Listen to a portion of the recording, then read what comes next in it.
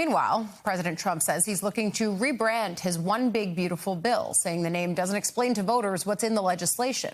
Trump, who persuaded Republicans to call the bill by that name, now says he wants to focus on the tax cuts inside of it. Last month, in a landmark achievement, I also proudly signed the largest working-class tax cuts in American history. So the bill that, I'm not going to use the term great, big, beautiful. That was good for getting it approved, but it's not good for explaining to people what it's all about. It's a massive tax cut for the middle class. It's a massive tax cut for jobs. And it's, I mean, think of it, no tax on tips, no tax on Social Security. So seniors, I don't know how you can vote for anybody else. And, just think of that, and no tax on overtime. Those comments from the president come as the legislation remains unpopular in polling, and both parties agree it's going to be a major issue in the 2026 midterms. Joining us now, politics and policy reporter for Notice, Oriana Gonzalez. Oriana, what's in a name? Because this is truly what even Republicans have said. They feel that they're doing defense of a bill that people don't know what's in it, and they want to tout the tax provisions, as the president's saying.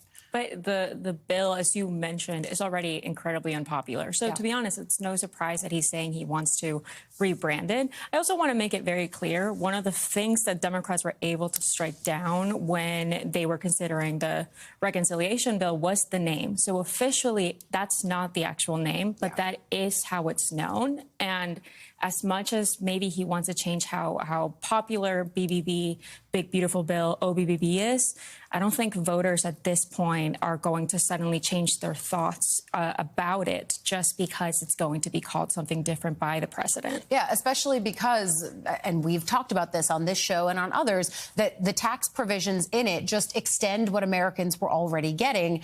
And on top of that, kicks millions of Americans off of Medicaid, which, of course, is the piece that Democrats are seizing on here. Absolutely. The relation is already there. Yeah. And so it's impossible for him to just kind of make people forget that just based on, OK, I'm just going to try to call it something different. The damage for Republicans has already been done. We can see it in the town halls ever since it passed.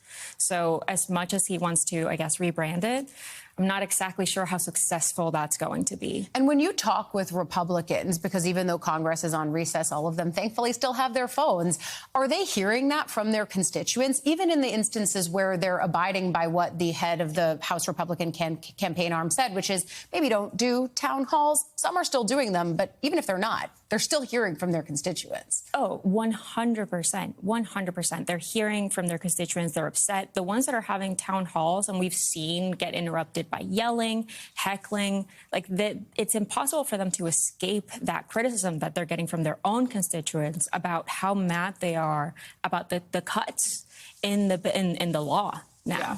Yeah, the cuts, but also what I've continued to hear from some of these town halls is people who are not even angry, they're just concerned. They're worried about what they've heard, and they're looking for their lawmakers to say, no, it won't actually do this. And of course, they can't say that because the law will do what some of their constituents fear most in terms of health care access and other pieces of it.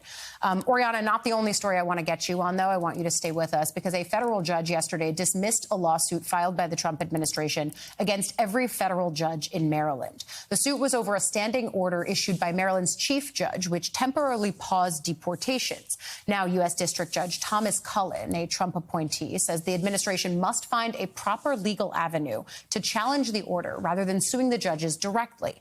In his ruling, Cullen wrote, quote, although some tension between the coordinate branches of government is a hallmark of our constitutional systems, this concerted effort by the executive to smear and impugn individual judges who rule against it is both unprecedented and unfortunate. What are you seeing in your reporting on this? And what might this mean overall for Trump's fight against the courts, which has been as much a feature, not a bug, of this administration? Well, Ali, I think we both know all too well. Sorry. You had to do it. I had to do it. I think we both know this is an administration that has been, for as long as Trump was inaugurated, trying to downplay, diminish the power of the judiciary as an equal branch of government. Yeah.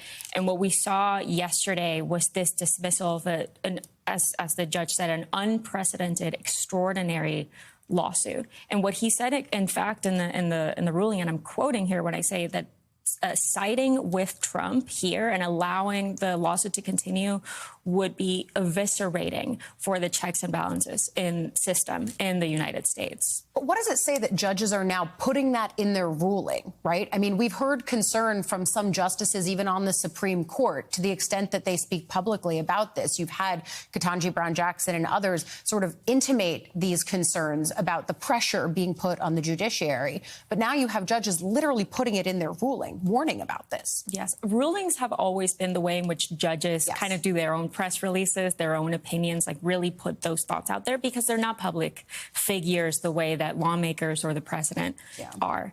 However, you know, what he did yesterday was actually acknowledge the insults that White House officials, that administration officials have directed towards district judges. And this is a Trump-appointed judge.